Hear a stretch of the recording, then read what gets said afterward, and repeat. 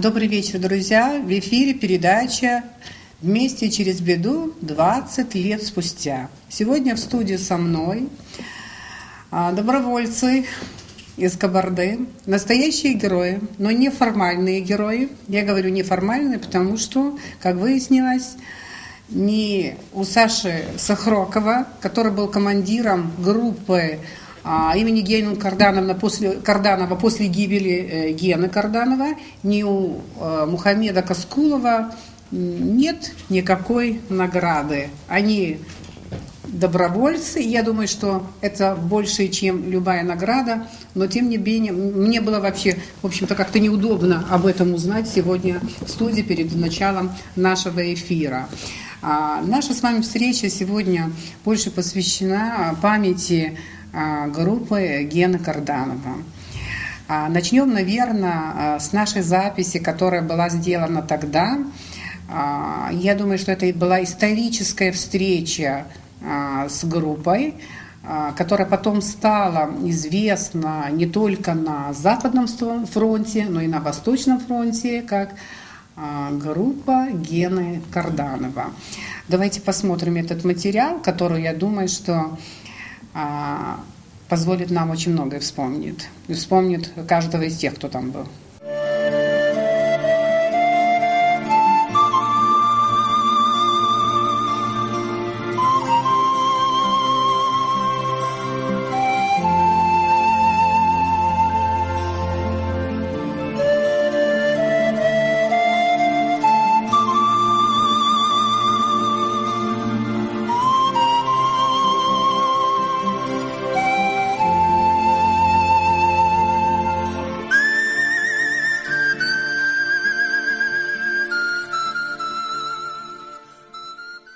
У вас впереди, конечно, трудные моменты, трудные, так сказать, дни, но я думаю, что мужчина без трудных, сложных моментов – это не мужчина. Вот в связи с этим у меня вот такой вопрос к вам. Вот недавно, когда здесь в парке состоялось погребение погибших, вот после того, как был сбит вертолет, я видела лица ваших ребят, некоторые из вас тоже были там, которые плакали. Скажите, это когда мужчина, воин, кавказец может плакать? Что там может плакать? Воин не должен плакать. Он просто душе он плачет. Воин должен воевать. Воин должен, как говорится, себя держать. У тебя были здесь такие моменты? Да, у меня были. Очень много были. Например? Например, были там в Фалашеле, я видел. Со мной уже лежали там парни, ранения. Мертвые лежали же. Но я сдержался. Его родной брат там стоял. Тоже я ему говорил, как мужчина, чтобы ты не плакал. Все. Что, война без жертв не бывает. Нам было очень больно, что были убиты дети, женщины. Там даже сказали, что была женщина беременная. Но это все мы пережили очень трудно. Вот из-за этого мы не заплакали, нам было вообще больно, и сами слезы потекли. Когда погибает воин, это одно, но когда погибают дети, это не то. Эти слезы не от страха того, что может с любым с нами так произойти. Эти слезы были чисто человечные, чисто. Есть момент, когда может и воин тоже сорваться и заплакать. Вот 2 сутки находиться там, вот в морге, видеть это все, отыскивать своих там. Дети лежат разорванные, ободранные, аж черные, как угли. Это, я не знаю, как это. Воюю с человеком, который против тебя оружие направил. Нечего там детей, там беременных женщин, там всех под одну метлу пускать. Конечно, больно.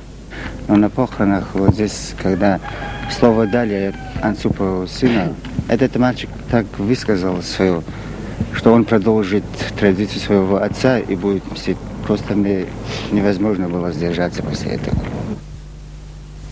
Ребята кабардинцы, которые здесь, воевали, получили ранения, они бывает, что уезжают домой, чтобы долечить себя и так далее. Вот, но в то же время они спокойно как-то оставаться там не могут, пока здесь еще продолжается война. Я не могу дома сидеть, когда у меня здесь братья погибают. Я пришел отомстить за своего родного брата и за тех, кто с ним погиб. И не за только за них, за всех, кто погиб из наших ребят. И за всех нужно отомстить. За это я приехал. Да, я помню в тот момент, значит, один твой брат был убит, Руслан, да? Руслан Абаев. А Валера и ты были ранены. Как Валера себя чувствует? Нормально, он тоже скоро приедет. Ребят, скажите, вот меня демография тоже немножко интересует. Вы холостые? Кто из вас женатый? Я женатый. Женатый, 2 детей у меня. А как их зовут? Золотое моя Азамат и Жанета, там, дочка. Жанетта, да, дочка? Жанета, дочка, сын Азамат. Ты по них скучаешь? Конечно, скучаю. А что там? Война кончится, потом поедем, увидим. Подниму, брошу их наверх, что... Как говорится, я уже 5-й месяц здесь, я их уже не видел. Скучаю, но у нас времени нету, я них скучать. У нас времени умереть тоже нету. Да. Надо воевать. Надо воевать, этих шакалов надо убивать этих. Сколько Азамату лет? Я точно не знаю. Вот, не слышал. Так это твой сын или не твой сын?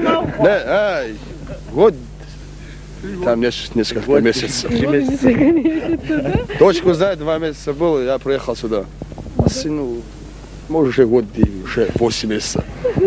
Скажи, а вы все не женатые? Для всех девушек я холостой, а так у меня дочка 2 года. Просто на левом. А Муха, а ты очень молодой, в общем. Ну как у тебя с этим? Не собираешься жениться? Времени нету жениться. И невесты нету. Невесты тоже нет. Тоже нету.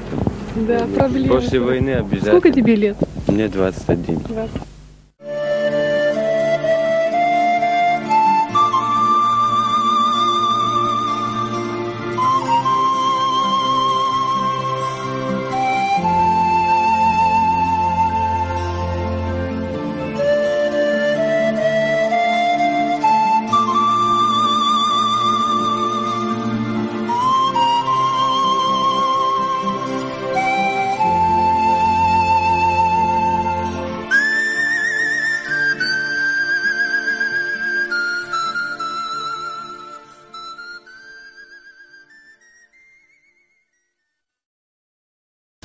Ну вот и из этих ребят, вот кого мы сейчас видели, в принципе, кого нет в живых?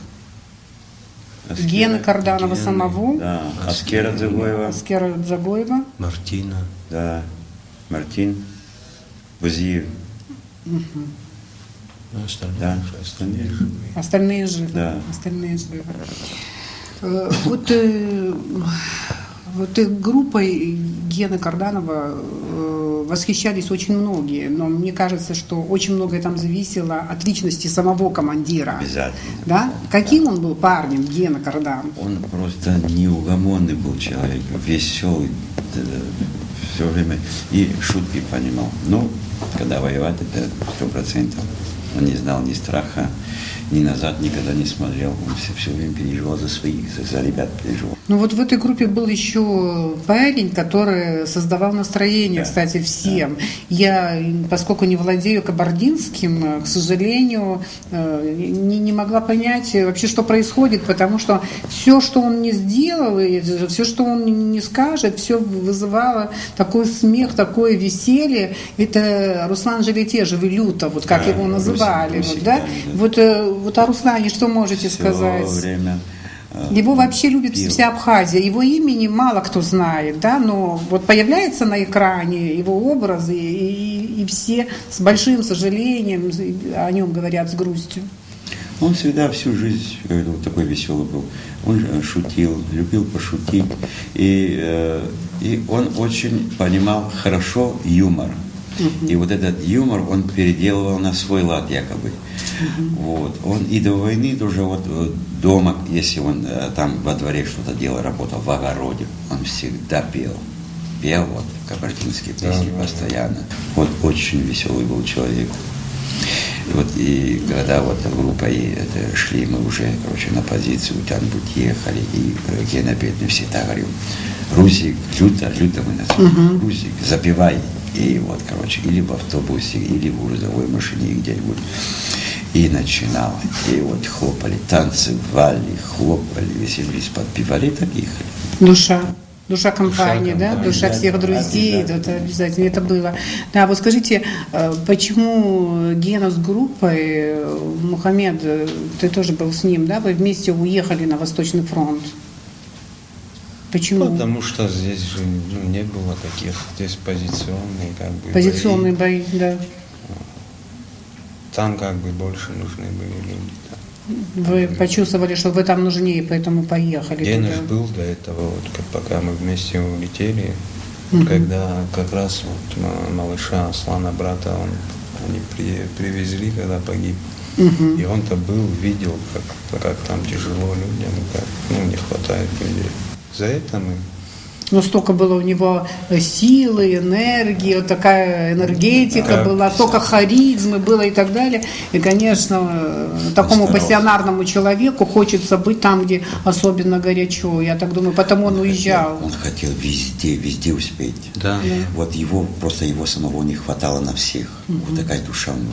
А вы знаете, вообще интересная вещь, одна такая была, я же во время войны, я снимала, вот делала эти передачи и так далее, но я не писала. Вообще я не люблю писать, честно говоря, вот это журналистские очерки и так далее. Но когда уезжали, я помню хорошо, мне Гена вот так вот вслед крикнул: Ира, а ты хорошую статью напиши. Мне, к сожалению, потом уже после гибели его пришлось написать небольшую статью, то есть небольшой очерк. После возвращения из Восточного фронта вот неожиданно для нас то, что произошло на Гуместинском фронте, это то, что произошло 13 апреля. В какой ситуации это происходило? Сидели в кругу, разговаривали, в кругу сидели. И в этот момент начался обстрел минометный. Слышно было выстрел, и мы уже сидим, слушаем, куда снаряд упадет, далеко или сюда, по звуку уже можно было определить, шуршание или свистит снаряд или что. Первый снаряд, мы сидели вот так вот в кругу, напротив сразу метров 8, первый блиндаж, первая позиция, вот так вот, короче, и мы напротив метров 8 вот так вот сидели. Гена бедный сидел через одного ряда. Этот парнишка, который только приехал, Задин Торчаков, он сидел между нами с Геной бедным. И тут ребята, Сапанчиев, Батыров, гранатометчик был. И после второго снаряда, после взрыва, первый снаряд с правой стороны далеко ушел, взорвался. Второй снаряд с левой стороны далеко ушел, тоже взорвался. И после этого мы сразу решили, может, это оборотку или что все тихо, спокойно. Батыр бедный взял Сапанчиев свой гранатомет, побежал в эту сторону, на свою точку. А мой автомат и пулемет лежали как раз напротив, где я сидел, прямо напротив, метров 8. И все, вход это блиндаж на точку, в окопку, где гнезда были обложены мешками с песком. И мы только разбежались, несколько человек. И до эти 8 метров я только успел добежать, и в этот момент сзади меня взрыв. Прямо взрыв сзади меня. В этот момент я упал так, что за мешки я упал волной. И меня эти мешки с песком прикрыли. Мне ничего не попало. Но когда я очнулся, оказывается, пока я лежал, был 4-й взрыв, 4-й снаряд, где мы сидели. Сейчас там даже есть эти места, где мы сидели, метров 3, один ров, и метров 6-7 другой ров. Хорошо положили тогда, действительно. Когда я очнулся, ничего не слышал, шум в голове, гудит все в пыли, ничего не видно. Я как-то залез в блиндаж, немножко потом сижу, вспоминаю, что случилось, где я, как, почему. Когда немножко прошло время, я не знаю, сколько это прошло времени, когда немножко уже очнулся, только выхожу из блиндажа, и ко мне бежит, называя меня по имени, бежит этот Торчаков, Задин бедненький, бежит, а у него отовсюду в вены, видимо, попала, кровь сочится прямо через одежду. Я его затащил блиндаж, у меня был подсумок с бинтами. Вот. Я начал его просто обматывать. Там старые полотенца лежали у нас в блиндажах. Начал его обматывать, и в этот момент слышу крик. У нас в группе был один шапсук, бедный, его тоже нету. Руслан его зовут, Русик, он с Кичмая, с прошлого Кичмая. Я помню. Он кричит, Саша кричит, а я этого перевязываю как могу, и кричу: Русик, что ты кричишь, что случилось? И он кричит: Гену убили. Я с блиндажа этого там оставил в блиндаже, выхожу с блиндажа, смотрю, и как раз вот пыль, вся пыль, весь шум, пыль оседает, пыль осела, вот как будто туман садится. И вот в этот момент, наблюдая картину, все ребята были разбросаны. Кто стонал, кто орал, кто без головы, кто это самое. Разбросаны были, это очень-очень, эти 2 снаряда очень сильно разбросало этих ребят. И начали сразу выносить, что с правой стороны от нас сидел абхазский батальон, дальше армянский батальон, уже ближе к морю чеченцы сидели. И из чеченцев перед выстрелами один парень просто пришел поговорить. В этот момент тоже он попал под раздачу, но он выжил. Ранение получил, выжил. И 12 человек вот так вот начали выносить. Девочки-медсестры с абхазского батальона прибежали, носилки. У нас была позиция чуть повыше, мы могли полный рост до моря идти. Вот. А чуть ниже уже поле уже простреливалось. Вот. И сзади нас стоял ангар. Пришел ангар, он и сейчас стоит, немножко разобранный, но ангар стоит. Начали выносить всех ребят. И когда Гену подняли на носилки, Сергей Карданов уже сразу за своим братом положили на носилку. И Гена бедный говорил: оставьте, говорит, меня, оставьте. То есть он живой еще был? Живой еще был. Он, ногу у него ниже колена, правую ногу отбила, но немножко держалась, это самое, на жилах. А так кость была раздроблена. Нога, вот, он кричал: я в порядке, я нормально себя чувствую, ребятам, помогите ребятам, я, говорит, потом, такие его слова были.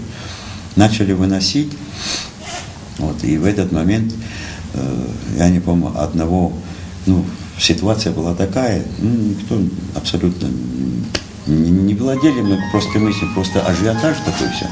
На носилку я одного положил, я помню. Вот, а держать второго человека не могу, все же бегают, все же выносят. И этот Шаманов, вот, он стоит надо мной. Я ему кричу: Шоп, держи носилку, давай быстрее, пока он живой, давай вынесем за ангар. Складывали за ангар, чтобы прямые попадания, это самое, там стенка шикарная такая, СВС сложенная стенка, крепкая, и за эту стенку мы начали складывать всех на носилках. И Жеманову кричу: быстрее держи. А он, бедный, смотрит на меня, ничего не говорит. Я: что с тобой? Крик, шум. Я злой уже на него, почему он не нагнется, не возьмет. Он куртку вот так убирает, он весь в крови. У него попало, весь в крови, говорит: не могу. И он тоже, я говорю: сможешь выйти? Я, говорит, смогу. Только выходит, к ангару только дошел, обернулся. Обернулся, не знаю почему. Кто-то его окликнул.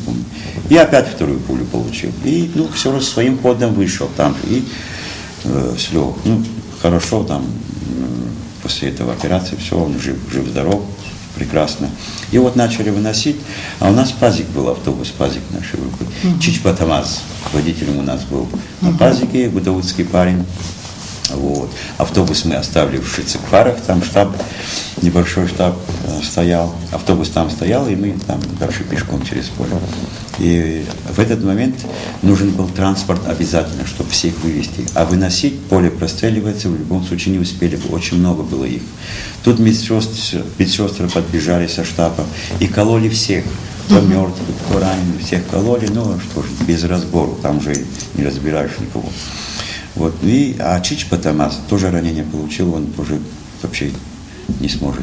И Базиев, Мартин Базиев, он тоже хороший водитель был, он с Тамазом, так они менялись иногда, но придется автобус гнать сюда.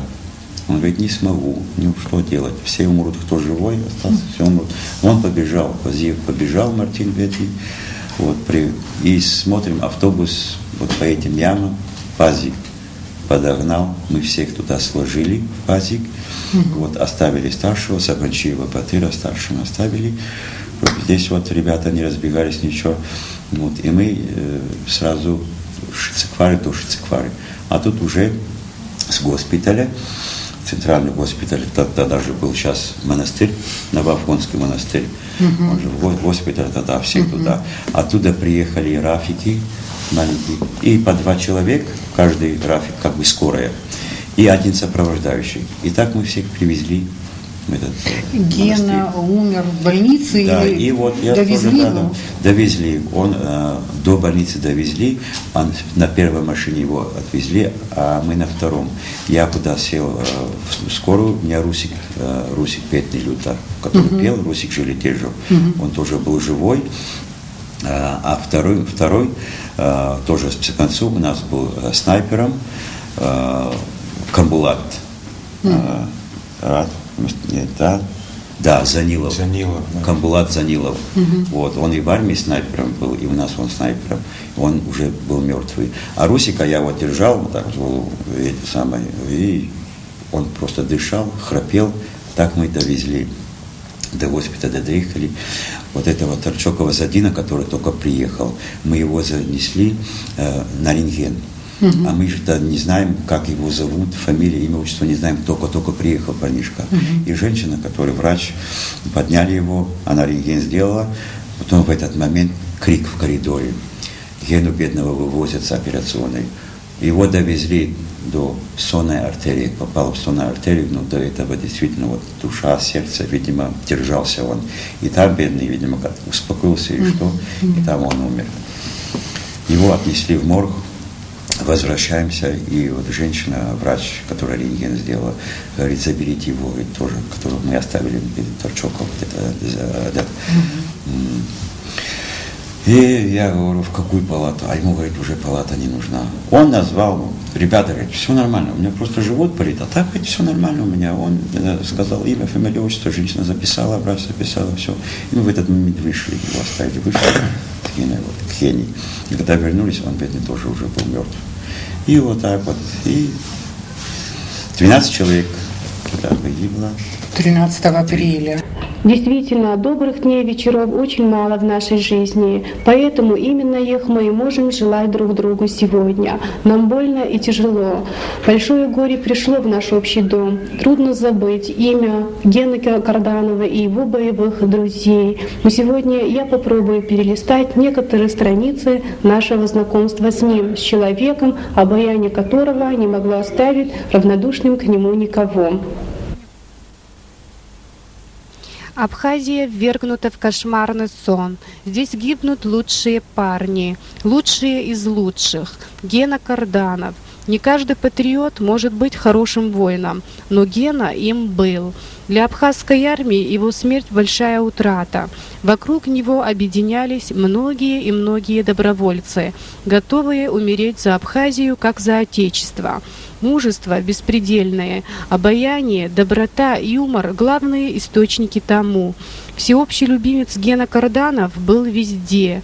Четкие, быстрые жесты, по-детски искренняя улыбка, сильно сжатый приподнятый кулак – это все Гена. Он спешил жить. Отец Азамата и Жанетты. Женаты 2 детей у меня. А как их зовут? Золотое моя Азамат и Жанетта, там, дочки. Жанетта, да, дочка? Жанетта, дочка, сын Азамат. Ты по них скучаешь? Конечно, скучаю. А что там? Война кончится, потом поедем, увидим. Подниму, брошу их наверх, что... Как говорится, я уже 5-й месяц здесь, я их уже не видел. Скучаю, но у нас времени нету, и них скучать. У нас времени умереть тоже нету. Да. Надо воевать этих шакалов, надо убивать этих. Сколько Азамату лет? Я точно не знаю. Вот, ты не слышал? Так это твой сын или не твой сын? Да, год. Там несколько месяцев. Дочку знаю, 2 месяца был, я приехал сюда. А сыну, может, уже год и уже 8 месяцев. Талантливый человек, талантлив во всем. Бесстрашный воин и командир, он был душой своего отряда и не только.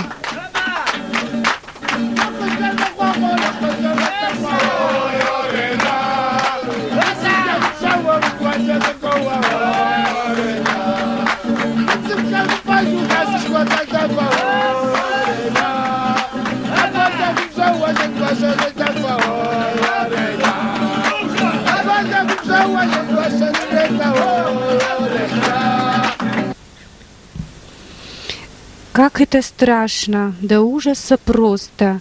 Жизнь или смерть, как решается просто. Смерть ни одного добровольца не напугала истинных братьев-абхазов. Ряды добровольцев не редеют, напротив. Совсем недавно пополнили ряды освободителей Абхазии, погибшие вместе со своим командиром Геной Кардановым, Шагенов Анзор, Лихов Роберт, Торчоков Задин, Занилов Канбулат из Кабарды, Шхачев Вячеслав, черкес, Шидаков Ислам, карачаевец. Желетежев Руслан знали друзья его как люту, не новичок был на Ишерском фронте, опыта этой войны у него было достаточно. Он с первых дней здесь и принимал участие во всех боевых операциях. Его боевые заслуги, шуточные песни, заразительный смех, анекдоты теребят сегодня нашу память, наше сердце.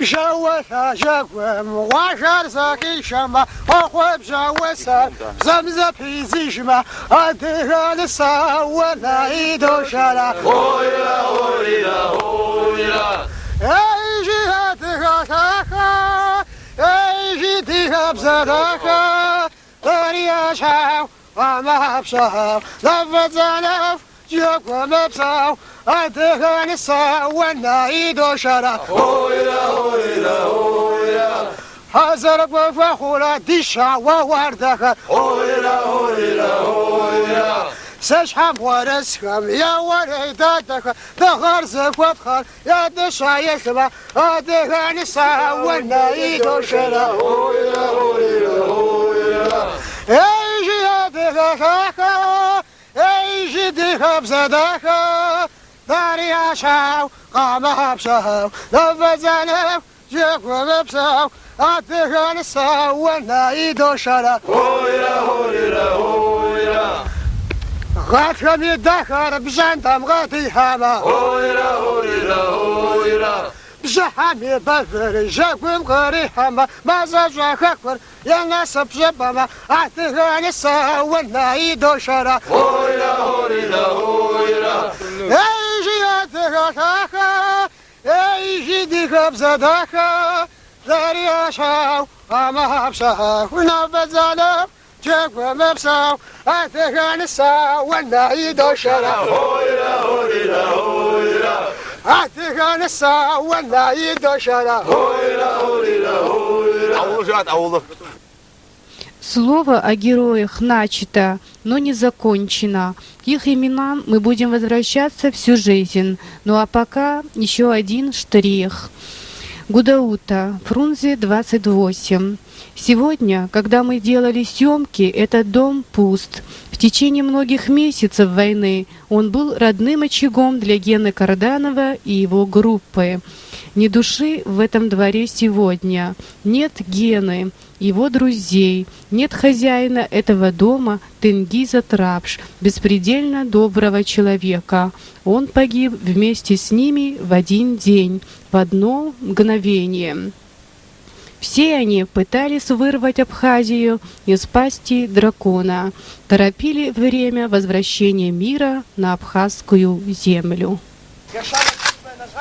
يرشانا دغسو دابزي ديا داديو هنا حتى مش حجر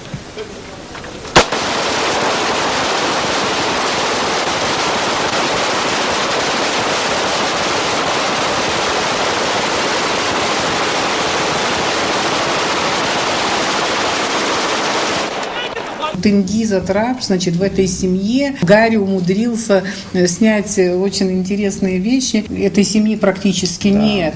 Там произошла большая трагедия. Кстати, с Геной, с его группой погиб Тенгиз, который, кстати, души не чаял в Гене. Гену очень любили, и всю вашу группу, кстати, очень любили в этой семье. После войны трагически погиб их единственный сын. Я, правда, сейчас вот не знаю, где находится супруга. Это улица Фрунзе, вот этот дом, группа Гены Карданова, это нечто такое, это тот воздух, кстати, по которому после войны очень многие из нас, вот кто принимал во всем этом участие, как бы скучали. Вот какая-то была вот такая ностальгия по этому воздуху, по этому общению.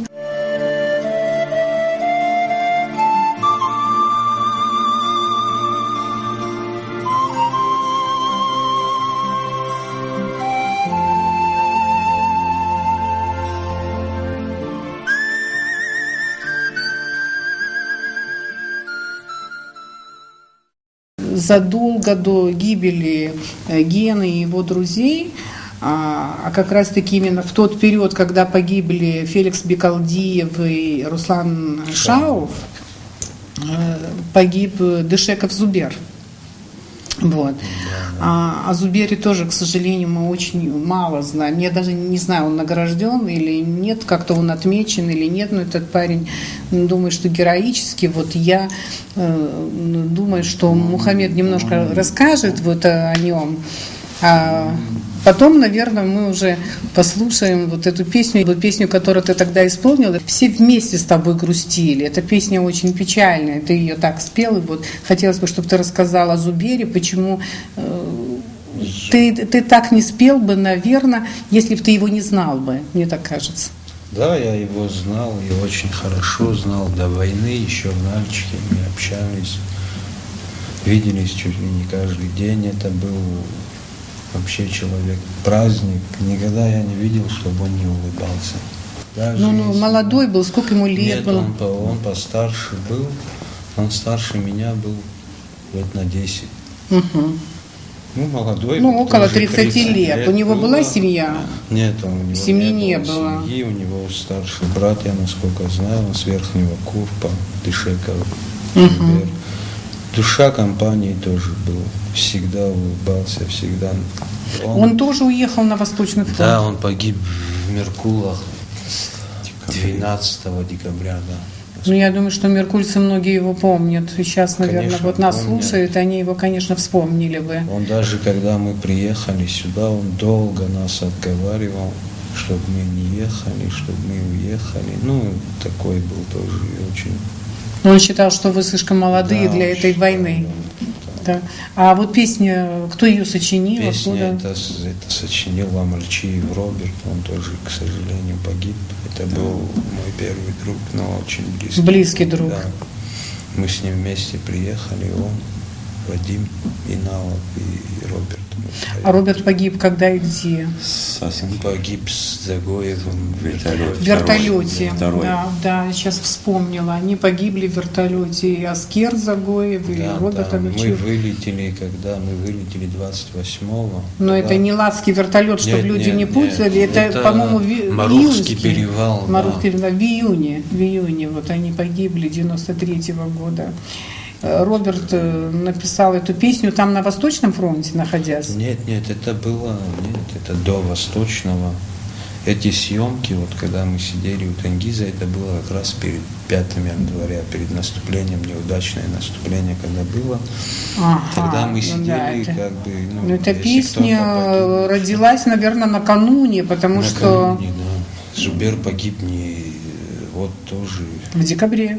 После Ладского вертолета, 12. Да, буквально в одно и то же время хоронили с Феликсом и с Русланом Шауфом, я вот это помню. Вот, наверное, послушаем эту песню.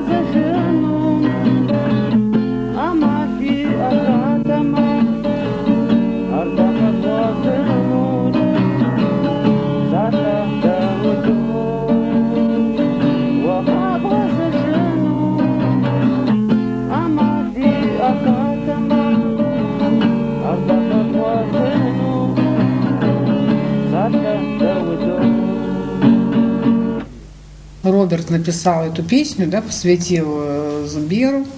И, в принципе, через полгода он сам тоже погиб. И одна судьба. Люди одной судьбы. Друзья, так получилось, одной очень трагической судьбы. Вы те люди, которых в науке называют пассионариями. Спасибо за поступок. Я думаю, что зрители, которые сегодня вас видят, для них вы герои. Неважно, формально это произошло, не произошло, отмечены вы, не отмечены и так далее. Главное, вы себя давно уже отметили своим поступком, своей смелостью, своим мужеством. И последний вопрос. Как вы обычно отмечаете День Победы? Отмечаем с гордостью. Радость такая на душе. Не напрасно они ушли, не напрасно погибли. Да. Было бы больно, если было бы все напрасно. Вот это уже другой был разговор. Да. Значит, для нас это, для нас всех, да? Для нас всех абхазов. Разницы никакой нет. Ну, да, кто вообще отношения не имел. Я знаю, что добровольцев часто называют абхазами. Для нас всех это великий праздник. Конечно, печальный, очень грустный. Но мы же знаем, в истории были отечественные войны, которые заканчивались поражением, не дай Боже.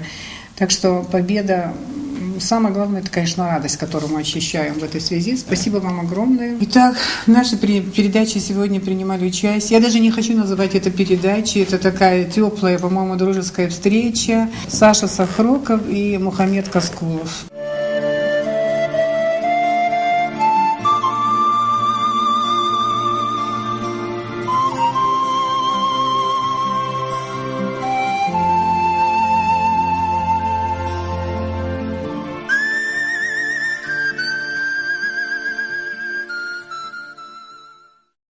Только что из этой студии вышли ребята, кабардинские добровольцы, с которыми мы с тобой познакомились 20 лет назад. Знаменитая добровольческая группа Гены Карданова. Мы сегодня смотрели кадры, которые ты снимал. Это первая встреча с этой группой. И потом уже, вот я говорила, в доме Тенгиза Трапша, значит, их там застолье, общение, веселье, где они, кстати говоря, больше раскрылись нам. Мне кажется, что если бы этого вечера не было бы, и если бы в трудных таких стесненных условиях ты их не снимал бы, очень многое, кстати, мы не узнали бы. Многие в танце, естественно, да, раскрываются. Да, ты тяжело работал, я видела это, но вот твои воспоминания какие, какое удовольствие ты получил от того, что познакомился тогда с ними?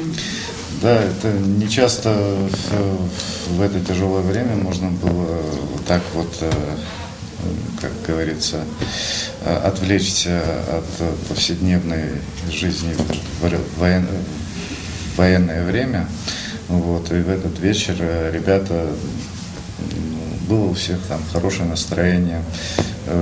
Гена Карданов, у него все бурлило, как всегда. Он очень яркий был человек. Вот каждый был настолько приятный, добродушный человек. Это вот, каждый был личностью. Ты помнишь, Гарри, парня Хасана, который на гитаре всю ночь пел? Это вообще-то сколько энергии было в этом человеке. Да, это вот вечер был долгий. Было, конечно, и тяжело, с одной стороны, снимать это когда без перерыва, без конца, это вот долго, но... Было темно, кто-то придерживал там лампу, по-моему, ночную, да? Да, там светил тебе немножко. Но, тем не менее, это было все-таки какая-то радость была в этом. Да. Это сохранилось, и у нас есть возможность, в общем-то, да, в любое время зрителю показать, что это были за парни, да.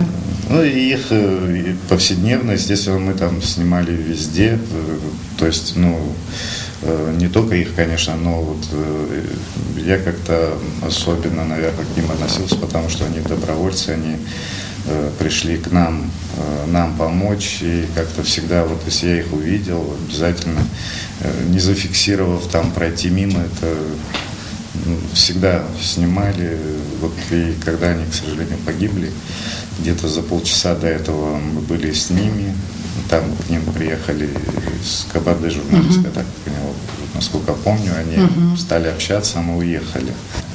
Ребята очень храбрые, мужественные, вот с чистой душой и сердцем, бескорыстные, пришли, ну, просто помочь от сердца. Спасибо большое. Это была передача «200 через беду» 20 лет спустя. До свидания.